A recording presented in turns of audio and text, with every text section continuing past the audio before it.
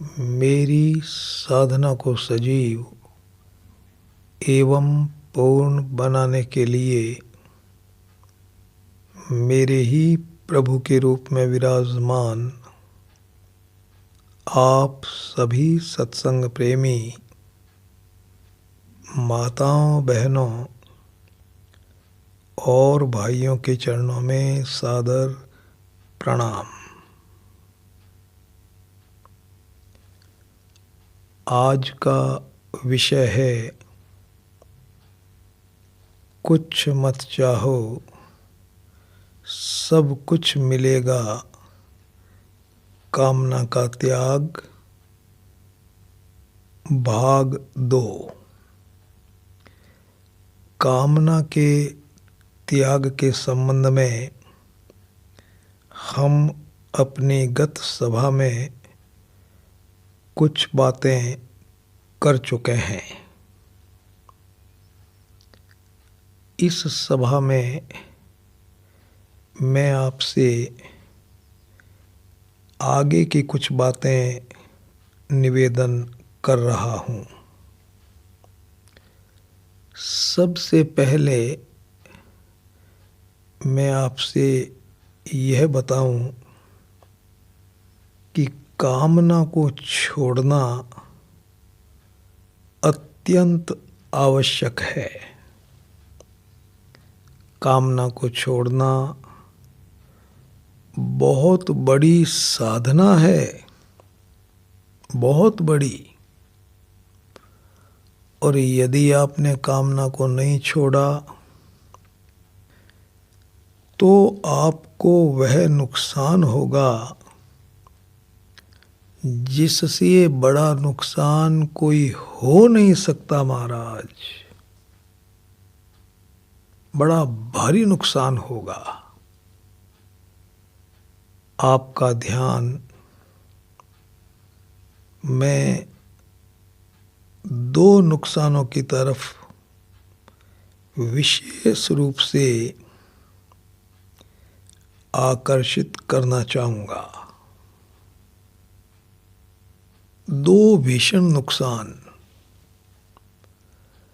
पहला नुकसान तो आपको ये होगा कि कामना के रहते हुए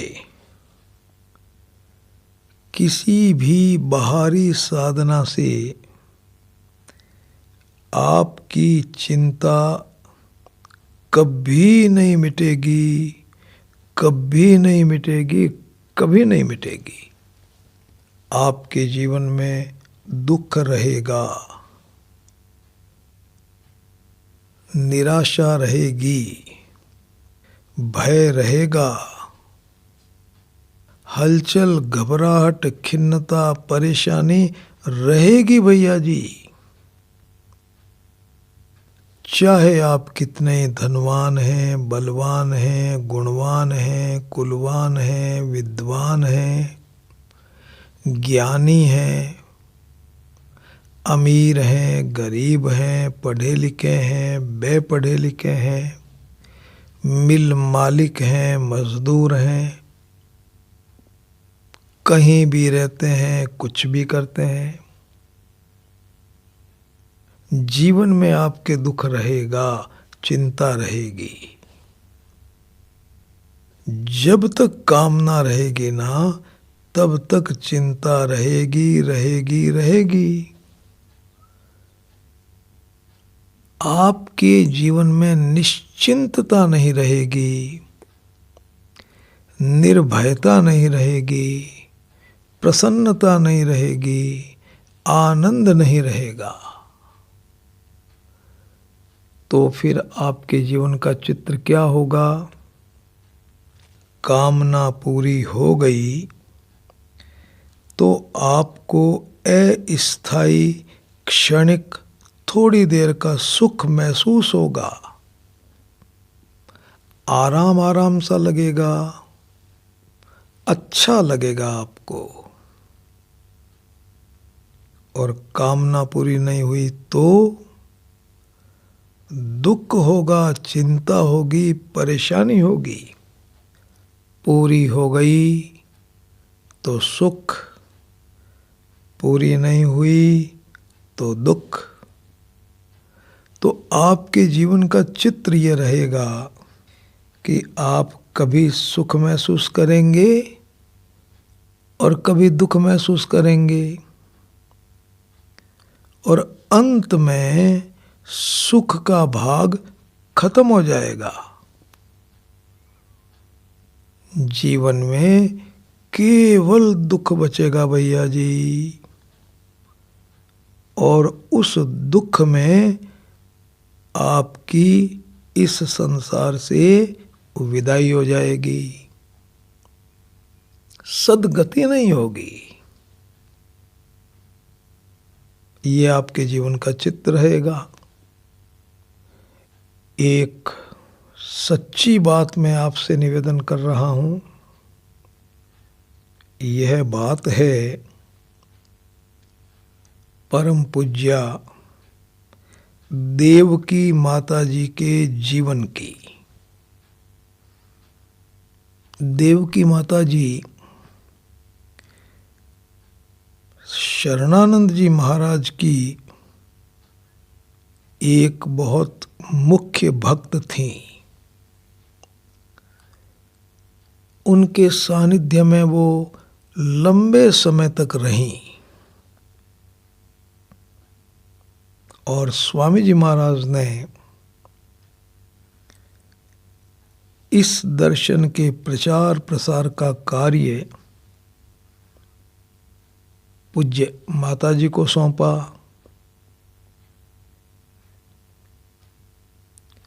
मैं माता जी के संपर्क में रहा कई वर्षों तक। उन्हीं की प्रेरणा से, उन्हीं की आज्ञा से यह प्रवचन कार्य भी आरंभ हुआ।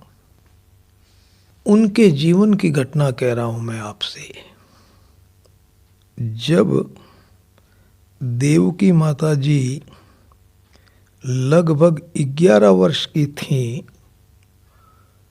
तो उनके साथ में एक दुर्घटना हो गई। दुर्घटना क्या हुई? उनकी मां चल बसी। मां भगवान के घर चली गई। बहुत भीषण दुख हुआ। मां के न रहने का भीषण दुख हुआ महाराज। देवकी माता जी 3-4 पीढ़ियों में अकेली लड़की, बाकी परिवार में सब लड़के ही लड़के। अब एक लड़की तो बड़ा लाड प्यार से उनको रखा जाता था, और मां का तो बड़ा भारी प्यार था उनके प्रति। तो भैया जी स्कूल गई हुई थी, पीछे से मां चली गई। जब घर आई और उन्होंने वहां दूसरे तरह का वातावरण देखा, रोना पीटना उदासी, तो अपने पिताजी से पूछा कि क्या हो गया। बताया कि बिटिया तुम्हारी मां नहीं रही, बहुत दुख हुआ। पिताजी से पूछा मेरी मां को किसने मारा?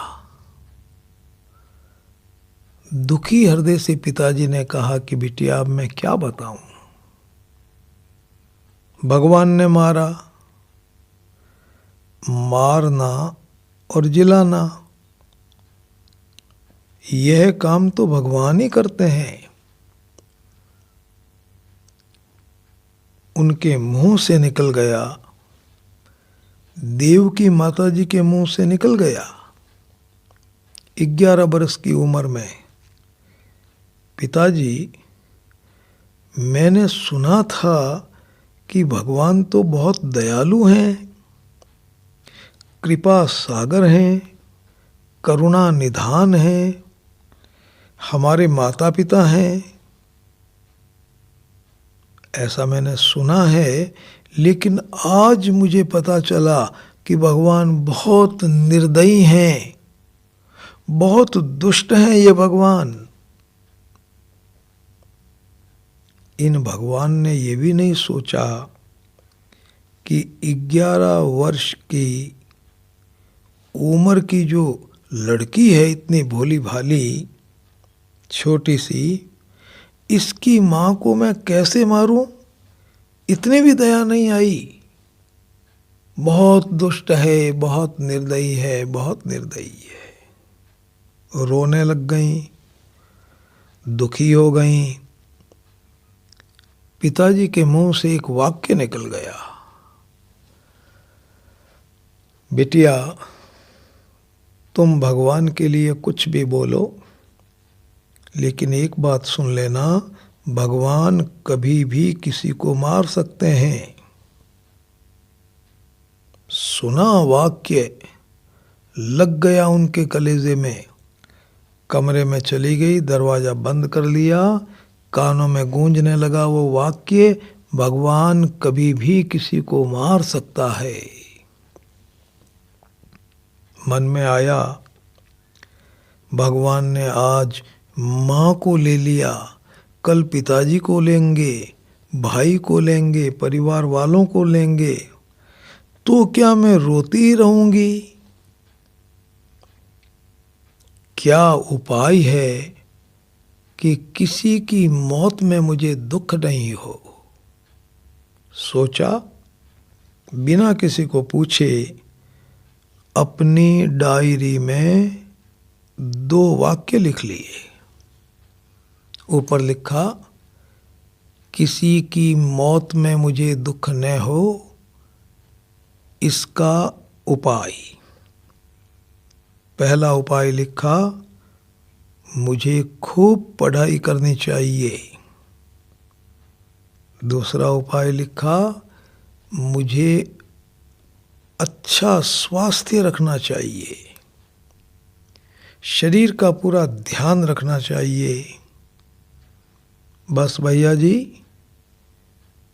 कमरे के बाहर आ गई। महीना 1.5 महीना बीता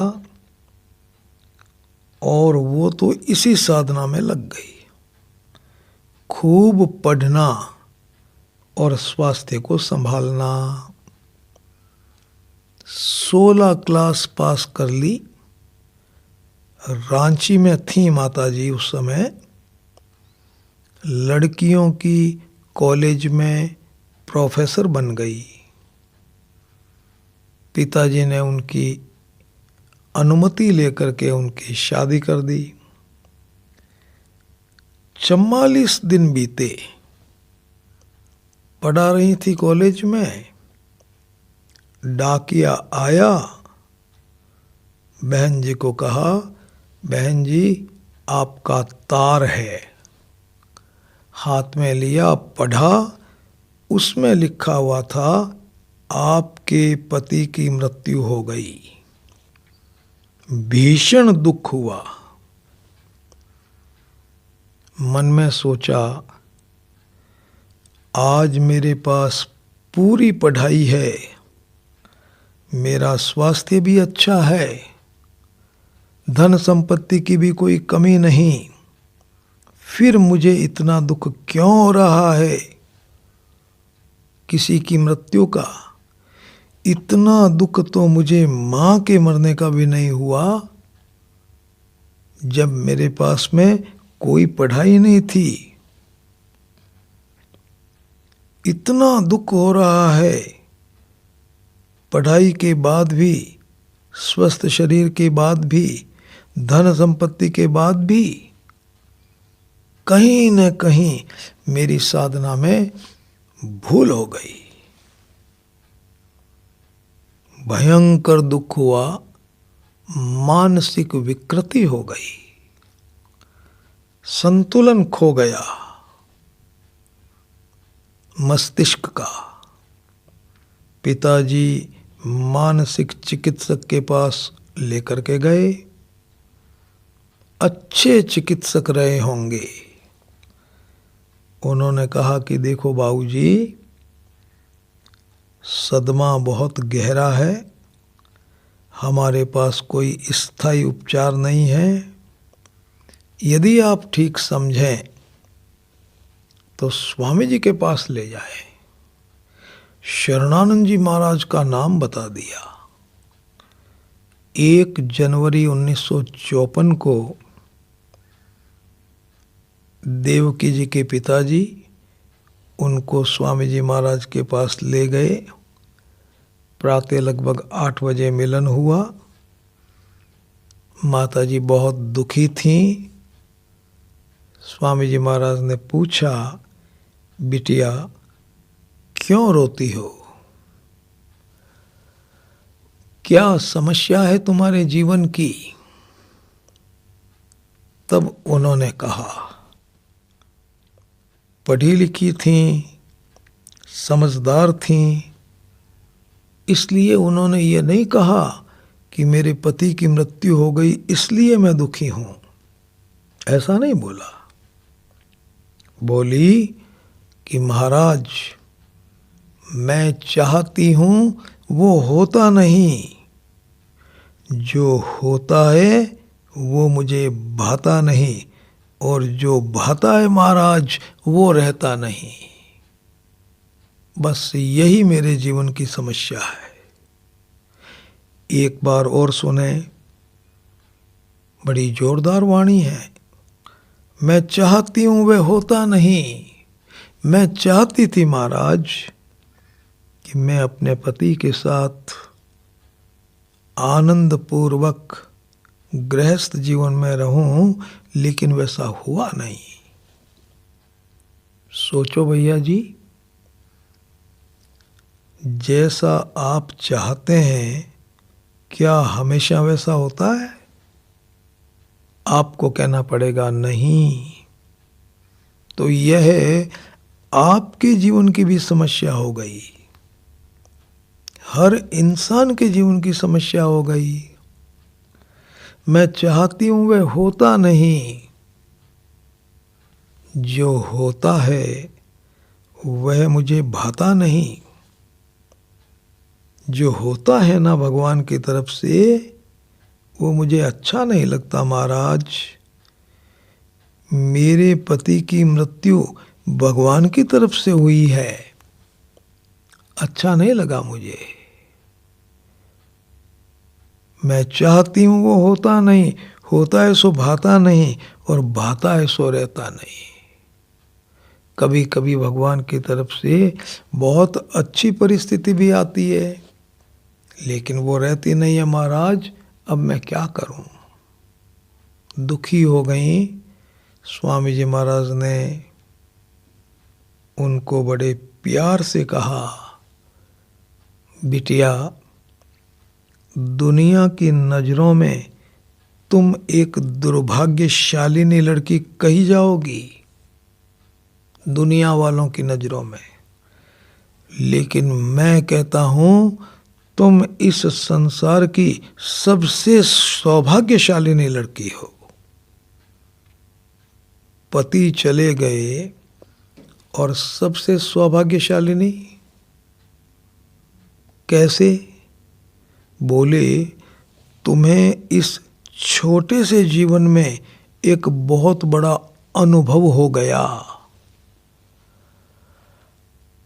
एक होती है बुद्धि की जानकारी, एक होता है जीवन का अनुभव। भैया जी, बुद्धि की जानकारी होना अच्छी बात है, लेकिन वो चीज आपके अनुभव में आनी चाहिए। अनुभव का मतलब है जीवन में उतर जाना, आचरण में आ जाना, आचरण में आ जाना। अनुभव के बाद आचरण में आ जाती है। स्वामी जी महाराज ने कहा कि बिटिया, तुम्हें इस छोटे से जीवन में एक बहुत बड़ा अनुभव हो गया, इसलिए तुम बहुत सौभाग्यशालिनी हो। क्या हो गया? तो सवाल पूछा कि तुमने कहा कि मैं चाहती हूं वो होता नहीं। इसका मतलब ये हुआ कि चाह को पूरी करना तुम्हारे वश की बात नहीं है। यदि तुम्हारे वश की बात होती तो तुम अपनी सब इच्छाओं को पूरा कर लेती। ठीक अनुभव हुआ तुमको कि मैं चाहती हूं वो होता नहीं। मैं तुमसे पूछता हूं कि जैसा तुम चाहती हो वैसा नहीं होता है, तो फिर तुमको कैसा लगता है? कैसा लगता है तुमको, बताओ। तब बोली कि महाराज बहुत दुख होता है, बहुत चिंता होती है, बहुत परेशानी होती है, और चाह जितनी गहरी होती है पूरी न होने पर उतना ही भीषण दुख होता है। चाहती थी महाराज कि मैं पति के साथ रहूं, चाह पूरी नहीं हुई, भयंकर दुख हो रहा है मुझे। संत ने कहा कि बिटिया तुमको अनुभव हो गया जीवन में कि मैं चाहती हूं वो होता नहीं। अब मैं तुमसे एक सवाल पूछ रहा हूं कि तुम चाहती हो वैसा नहीं होता है, तो तुम्हें कैसा लगता है? बोली महाराज बताने की बात है ये। भीषण दुख, भयंकर चिंता, जबरदस्त तनाव, जीवन में डिप्रेशन, निराशा, घबराहट, परेशानी, सारी बीमारियां आ जाती है। तब संत ने ये कहा कि बिटिया जब तुम्हें ये अनुभव हो गया कि चाह को पूरी करना मेरे वश की बात नहीं है और चाह पूरी न होने पर भीषण दुख होता है, छोड़ दो इस चाह को, छोड़ दो इस चाह को। इसके बाद तुम्हें अपने जीवन में कभी दुख का अनुभव नहीं होगा, कभी नहीं, कभी नहीं, कभी नहीं। तुम हमेशा हमेशा के लिए दुख से मुक्त हो जाओगी। छोड़ दो इस चाह को। भैया जी, माता जी ने बात सुनी, चिंतन मनन हुआ, जीवन में साधना का आरंभ हुआ, वर्षों तक स्वामी जी महाराज के साथ रहीं, प्रकाश मिला, जीवन सफल हुआ, दुख मिटा, प्रसन्नता मिली। निवेदन में आपसे ये करना चाहता हूं कि चाह रह गई तो भैया जी चिंता रहेगी, दुख रहेगा। बाहरी साधनाएं काम नहीं आएगी। स्वामी जी महाराज की वाणी में मैंने एक संत की बात सुनी जिनका नाम था मात गंगे। बद्रीनाथ जाने का जो पैदल रास्ता है उस रास्ते में वो मात गंगे रहते थे। बड़े उच्च कोटि के संत, गायों का बड़ा पालन करते थे, बड़े भक्त थे, गाय का नाम लेकर के पुकारते थे। सीता, सावित्री, अनसुईया ऐसे नाम रख रखे थे। जिस गाय का नाम लेते ना वही गाय आती और बोलते 4 ग्रास ले लो, तो उतना ही खाती। साल में एक बार भंडारा करते तो गंगा जी को निमंत्रण देते थे। सुना है कि गंगा जी की धारा उनके निमंत्रण पर आश्रम की ओर चली जाती। देखो ऐसे सिद्ध जोरदार संत। तो भैया जी हुआ क्या कि उनके आश्रम के पास से कोई सड़क बननी थी सरकारी, तो एक पेड़ था उनके हाथ का लगाया हुआ, वो उस सड़क के बीच में आ रहा था। तो महाराज ने सड़क बनाने वालों से निवेदन किया कि भैया इस पेड़ को मत काटो, मेरा लगाया हुआ है ये पेड़, थोड़ा इधर से बना दो। वो माने नहीं। उन्होंने कह दिया कि महाराज हम तो नौकर हैं, ऊपर से आप आदेश लेके आ जाओ तो हम सड़क को इधर से बना लेंगे थोड़ा। वो आदेश ला नहीं पाए, पेड़ काटना पड़ा, सड़क बन गई। मात गंगे को इतना भीषण दुख हुआ महाराज, उनकी इच्छा थी कि पेड़ नहीं कटना चाहिए, काट दिया गया। इतना भीषण दुख हुआ कि एक बंदर के बच्चे से उन्होंने अपने शरीर को नुचवाया, उस वृक्ष की लकड़ियां इकट्ठी करके चिता बनवाई, उसमें आग लगाई और आत्मदाह कर लिया। इतना भीषण दुख हुआ। अब सोचो आप, संत ने आत्मदाह कर लिया। चाह रहेगी तो चिंता रहेगी रहेगी रहेगी, दुख रहेगा, कभी नहीं मिटेगा। भारी नुकसान। दूसरा नुकसान, जीवन में न तो आप किसी की सेवा कर सकेंगे, न किसी के काम आ सकेंगे, और न किसी को प्रेम दे सकेंगे। सेवा और प्रेम की साधना तो आपके जीवन में खत्म हो जाएगी। यदि आप कामना रखेंगे तो आपकी की हुई बड़ी से बड़ी सेवा स्वार्थ में बदल जाएगी। आपका प्रेम मोह में बदल जाएगा और आपके द्वारा किया गया बड़े से बड़ा त्याग भोग में बदल जाएगा। कामना के रहते हुए आप सेवा कर ही नहीं सकते, वो तो सेवा है ही नहीं, वो तो अपनी कामना पूर्ति का इंतजाम है। कुत्ते को आपने 2 रोटी दी और इस कामना से दी कि अगले जन्म में 2 के बदले में मुझे 100 रोटी मिलेगी। ये आपकी कामना है। अब सोचो भैया जी, यह कुत्ते को 2 रोटी देना हुआ या अपने लिए 100 रोटियों का इंतजाम करना हुआ?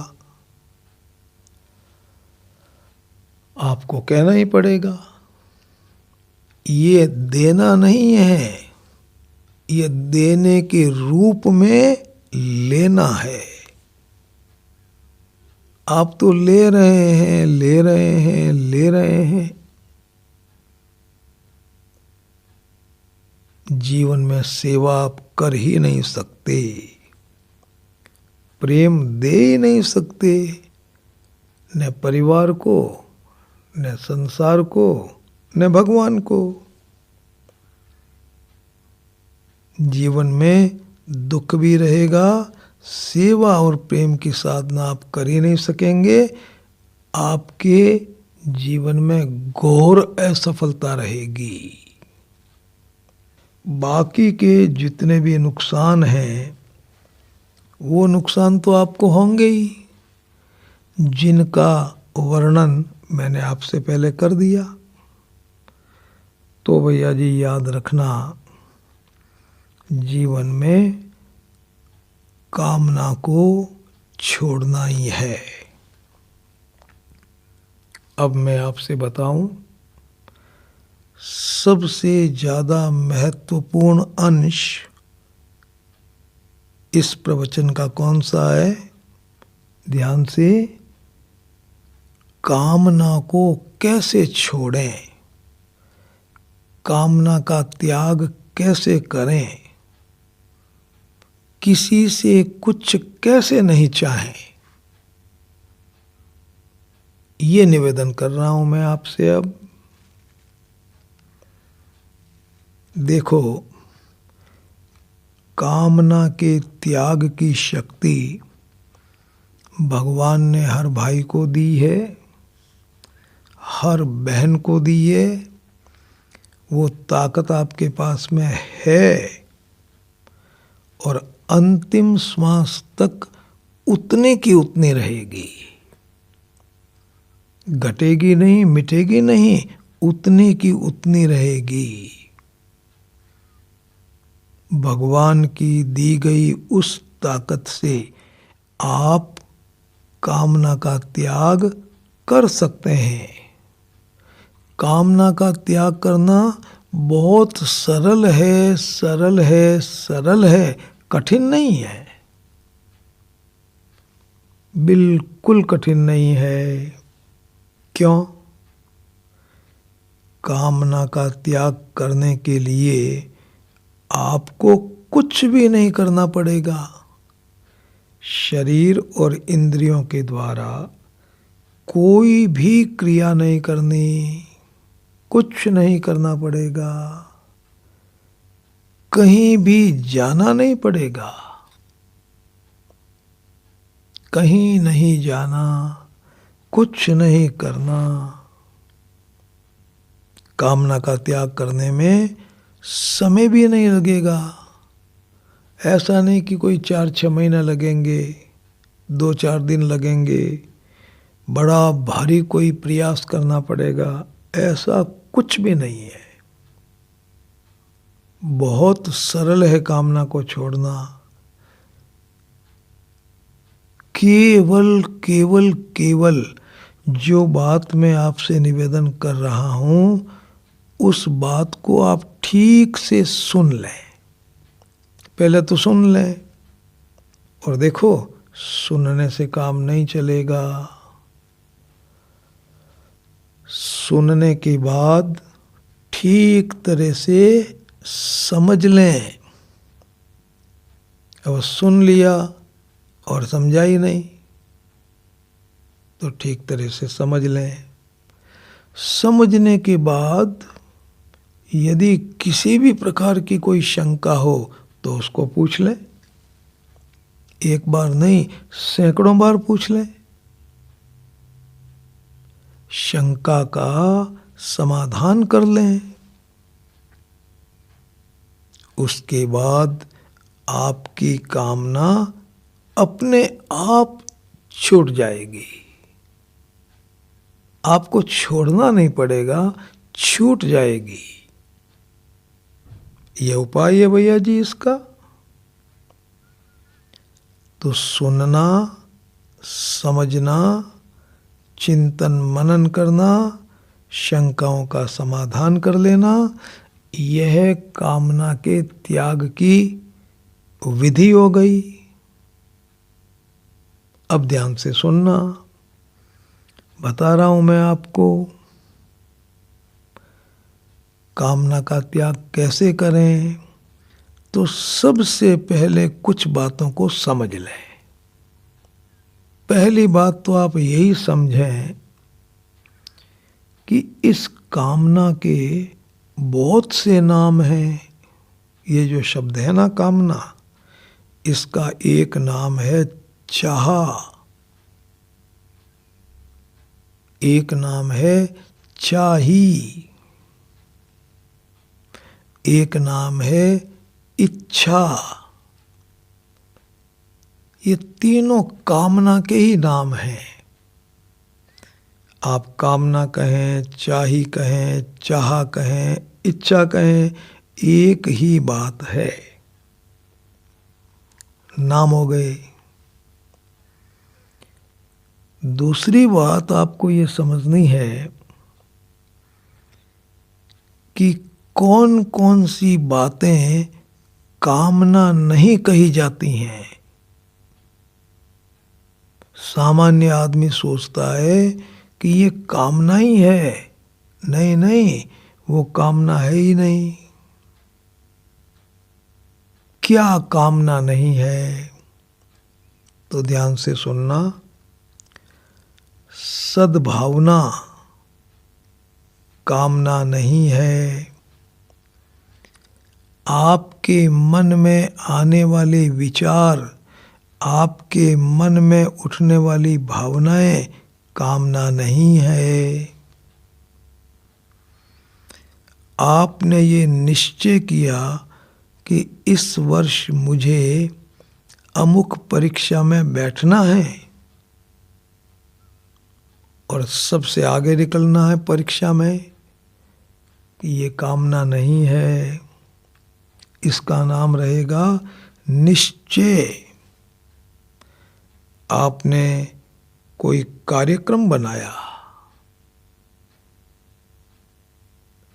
इस काम को इस तरह से करना है, उसका कोई कार्यक्रम बना लिया, वो भी कामना नहीं है।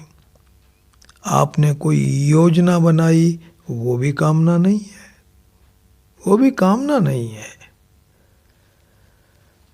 आपने किसी को सलाह दी कि बेटा अपने जीवन में इस तरह से रहना चाहिए, इस तरह से बोलना चाहिए, इस तरह का व्यवहार करना चाहिए, तो ये सलाह देना, परामर्श देना कामना नहीं है।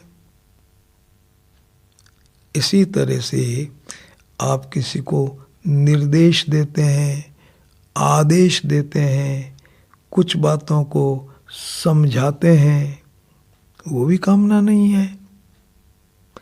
आप अपने जरूरत की चीज को मांगते हैं, एक गिलास पानी दो, पानी की जरूरत है भाई, ये भी कामना नहीं है। आप किसी से कोई चीज लेते हैं, ये भी कामना नहीं है।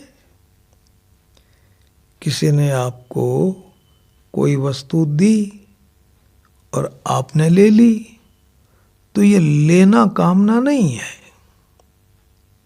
इसी तरह से आपके घर में हजारों वस्तुएं हैं,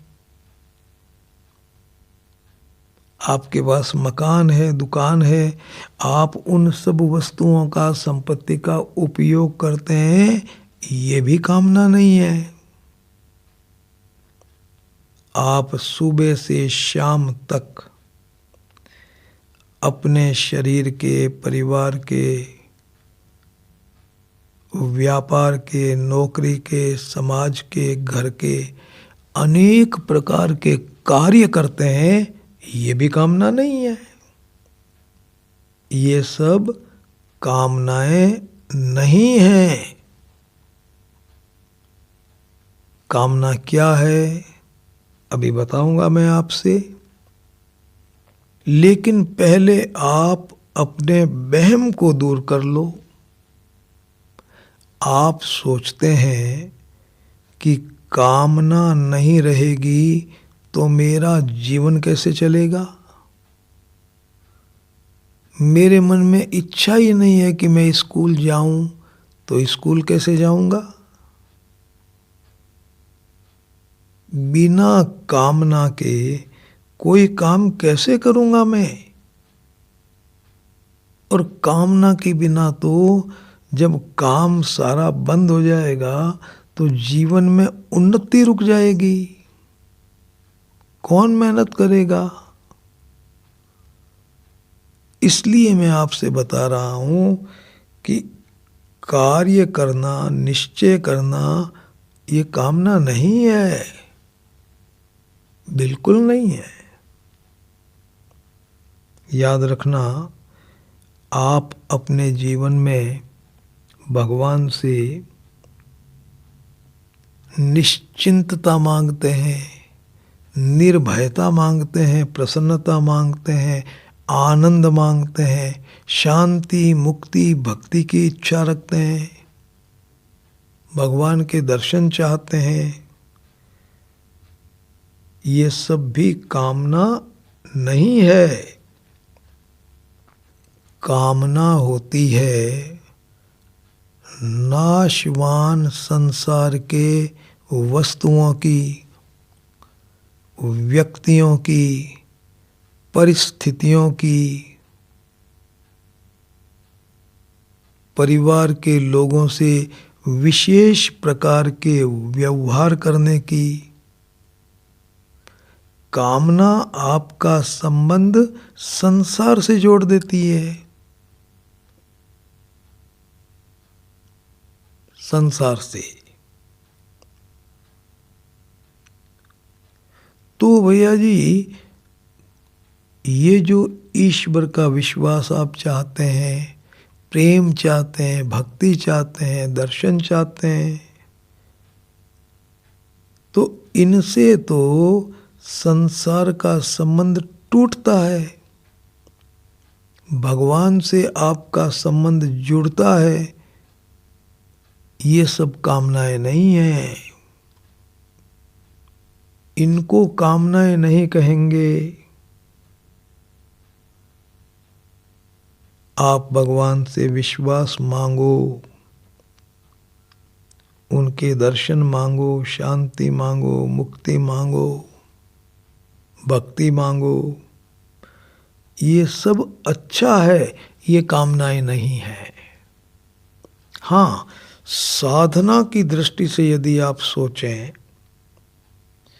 तो यह कहा जाएगा कि आप भगवान से शांति मांगते हैं, सद्गति मांगते हैं, मुक्ति मांगते हैं, तो अच्छी बात है, लेकिन इनमें अटक नहीं जाना। भगवान से सबसे ऊंची चीज मांगनी चाहिए, और वो ऊंची चीज क्या है? उनका प्रेम, उनकी भक्ति। रामचरितमानस में भरतलाल जी ने कहा, अर्थ ने धर्म ने काम रुचि, गति ने चहु निर्वाण, जन्म जन्म रति राम पद, यह वरदान ने आन। अर्थ ने धर्म ने काम रुचि, गति ने चहु निर्वाण। हे प्रभु, मुझे अर्थ नहीं चाहिए, धर्म नहीं चाहिए। अर्थ ने धर्म ने काम रुचि, मेरी कोई रुचि दूसरी नहीं है। मुझे सद्गति भी नहीं चाहिए, मोक्ष भी नहीं चाहिए। देखो मजा। अर्थ ने धर्म ने काम रुचि, गति ने चहु निर्वाण। फिर क्या चाहिए? बोले जन्म जन्म रति राम पद, यह वरदान ने आन। मुझे तो जन्म जन्मांतरों तक केवल प्रभु आपके चरणों का प्रेम चाहिए। तो प्रेम की तुलना में ये जो है ना सद्गति, मोक्ष, प्रेम की तुलना में इनका आनंद कम है। संसार की वस्तुओं की तुलना में तो इनका आनंद बहुत ज्यादा है भैया जी। शांति मुक्ति का प्रेम की तुलना में थोड़ा कम है। बाकी ये कोई संसार की चीज थोड़ी ही आप मांग रहे हैं।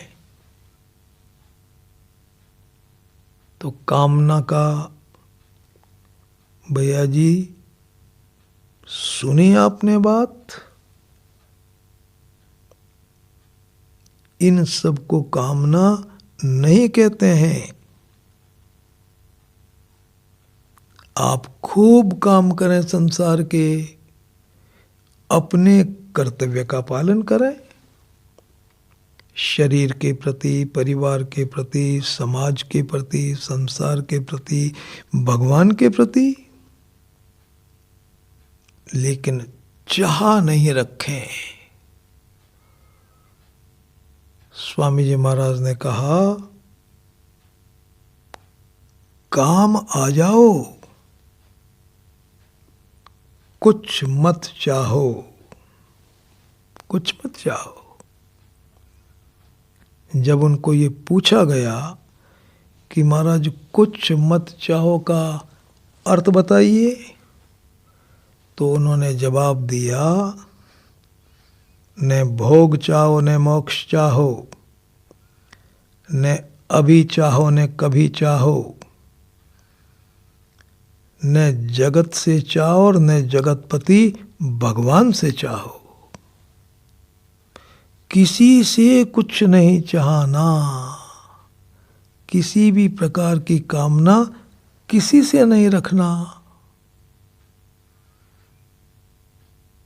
अब मैं आपको एक सूक्ष्म बात निवेदन कर रहा हूं, वो बात आप ध्यान से सुनना, और वह बात है सद्भावना और कामना में अंतर। सद्भावना क्या है, कामना क्या है। सद्भावना तो रहनी चाहिए सबके प्रति, और कामना किसी से नहीं रहनी चाहिए, कभी नहीं रहनी चाहिए। अंतर क्या है? एक बात निवेदन करूं, बहुत उच्च कोटि के संत थे। अब मुझे अच्छी तरह से पता नहीं है कि ये किस संत के जीवन की बात है, मुझे पता नहीं, लेकिन होनी चाहिए या तो परम श्रद्धेय स्वामी श्री राम सुखदास जी महाराज के जीवन की बात, और या उतने ही ऊंचे कोई संत के जीवन की बात। शरणानंद जी महाराज के पास गए वो संत, और जाकर के कहा कि महाराज, मुझे अपने जीवन में कभी कभी कुछ ऐसे खिन्नता महसूस होती है, दुख महसूस होता है, परेशानी महसूस होती है। क्यों होती है पता नहीं, कारण पकड़ में नहीं आ रहा है।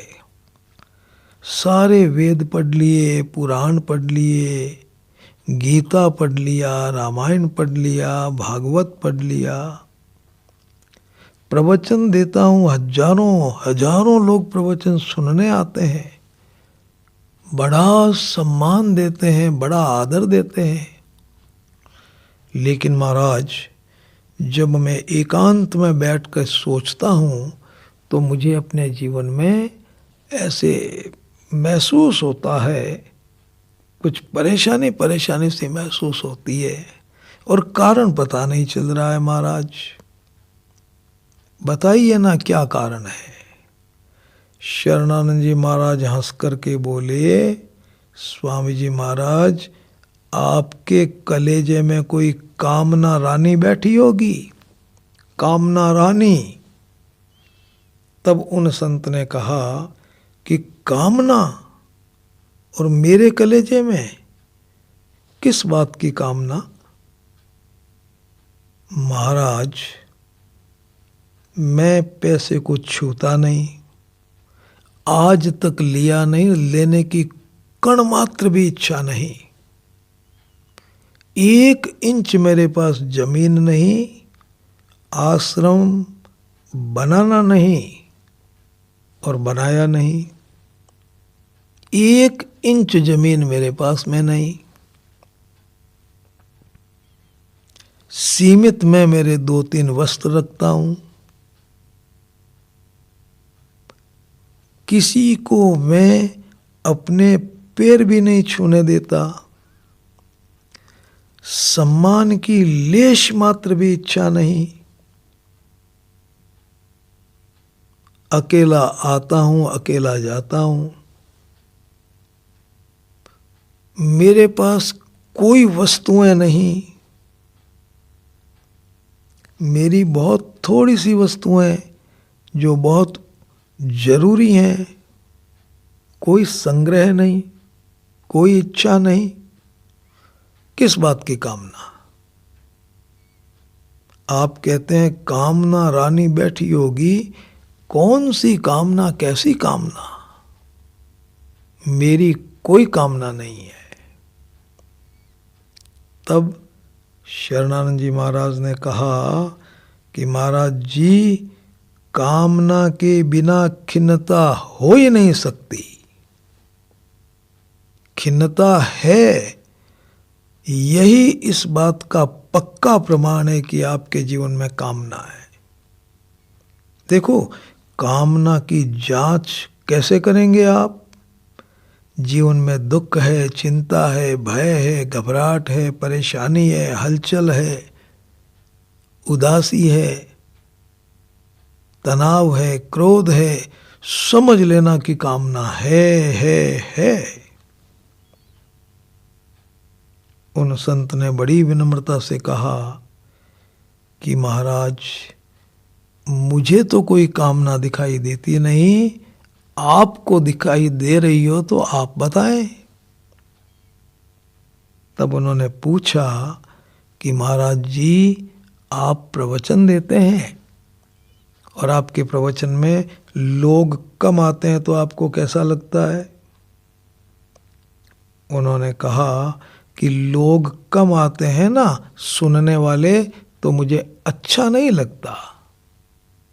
बोले, आपके जीवन में यही कामना है कि मेरे प्रवचन में अधिक लोग आने चाहिए, यही कामना है। जब नहीं आते हैं तो आपको दुख होता है, परेशानी होती है। वो संत भी बड़े उच्च कोटि के, उन्होंने कहा कि महाराज, यह मेरी कामना नहीं है, ये मेरी सद्भावना है। मैं अपने स्वार्थ के लिए अधिक श्रोताओं को नहीं चाहता हूं। मुझे उनसे क्या लेना देना? पैसा मुझे लेना नहीं, शिष्य मुझे बनाने नहीं, सम्मान मुझे चाहिए नहीं, कुछ नहीं चाहिए मुझे अपने लिए। कोई इच्छा नहीं है मुझे अपने सुख की। अपने सुख की इच्छा का नाम ही तो कामना है। मैं तो उनका कल्याण चाहता हूं, उनका जीवन सफल हो जाए, उनको परमात्मा मिल जाए, शांति मिल जाए, ये मेरी कामना नहीं है महाराज, ये तो मेरी सद्भावना है। सद्भावना तो रहनी चाहिए सबके प्रति,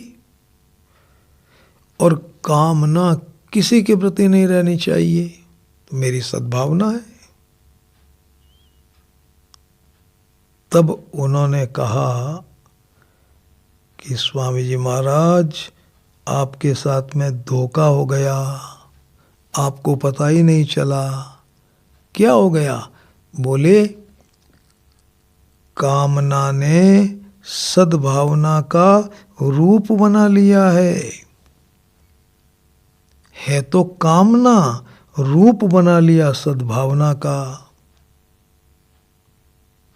बोले, जो बुराई के भेष में आती है, उस बुराई को पहचानना और छोड़ना सरल है, लेकिन जो बुराई भलाई का भेष बना करके जीवन में आती है ना, उस बुराई को पहचानना ही कठिन है। छोड़ेंगे कैसे? कामना एक बुराई है, इसने भेष बना लिया है भलाई का, जिसका नाम है सद्भावना। आपने पहचाना ही नहीं।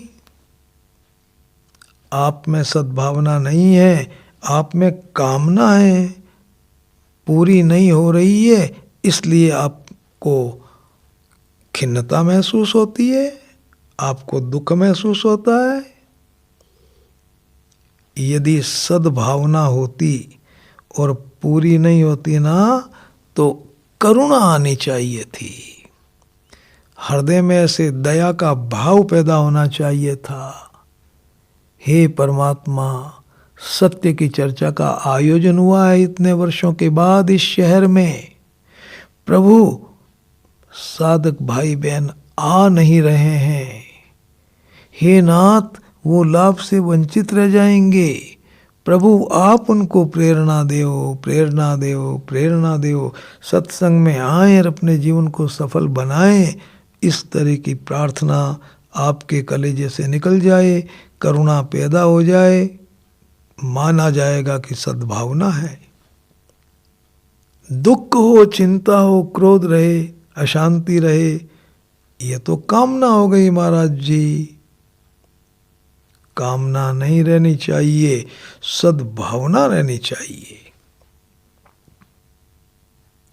कामना ने सद्भावना का रूप बना रखा है। सद्भावना पूरी नहीं होने पे करुणा आती है, प्रार्थना निकलती है। कामना पूरी नहीं होने से दुख होता है, चिंता होती है, क्रोध आता है। कामना पूरी होने से थोड़ी देर का क्षणिक अस्थायी सुख मिलता है और सद्भावना पूरी होने से स्थायी प्रसन्नता मिलती है महाराज। बड़ा अंतर है। देखो जी, वो संत शरणानंद जी महाराज के चरणों में गिर गए और बोले, महाराज जी, अनेक जन्मों तक मैं शास्त्रों का अध्ययन करता तो भी ये गुत्थी नहीं सुलझती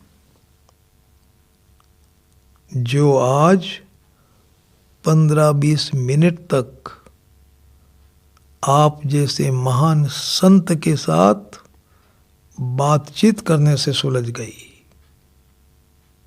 बड़ा भारी प्रकाश मिला उनको महाराज, बड़ा भारी प्रकाश मिला। तो मैं निवेदन आपसे ये कर रहा हूं कि पहले आप इस बात को ठीक से समझें, कामना क्या चीज होती है। देखो, कामना का मतलब होता है मन की बात। मन में कोई बात है, पूरी होनी चाहिए। कामना पूरी नहीं होनी चाहिए, ये बात किसी भी कीमत पे यह नहीं होना चाहिए। कामना, कामना की परिभाषा अब मैं आपसे अगली सभा में ही बताऊंगा। अगली सभा हमारी बहुत महत्वपूर्ण सभा होने जा रही है। उस सभा का विषय रहेगा कामना का त्याग किस प्रकार से करें। क्या है कामना और कैसे करें उसका त्याग, ये रहेगा हमारा अगली सभा का विषय। भगवान हम सभी भाई बहनों को ये शक्ति प्रदान करें कि हम अपने जीवन में कामना को छोड़ें, समझें और शांतिपूर्वक जीना और रहना सीखें। इसी सद्भावना के साथ सभी भाई बहनों को सादर प्रणाम।